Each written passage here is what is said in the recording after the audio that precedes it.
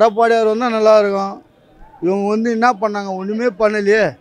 ஒரு 1000 ரூபாய் சக்கராட்டி கொடுத்துட்டு அது 10ல் 1 தான் வரும். அந்த மாதிரி ஆளு கொடுத்துட்டு நான் ஆட்சி நல்லா பண்ணேன்றாங்க. என்ன புரோஜனம் இல்லாத ஆட்சி. எடப்பாடியார் இருக்கும்போது 2500 கொடுத்தாரு வருஷத்துக்கு. அது இல்லாத நிறைய ஜனத்துங்களுக்கு எந்த ஒரு தொந்தரவும் கொடுக்கல. எனக்கு எடப்பாடி வந்தாவே போதும். அவர் எல்லாத்துக்குமே அம்மா மாரி எல்லாமே பண்ணார்.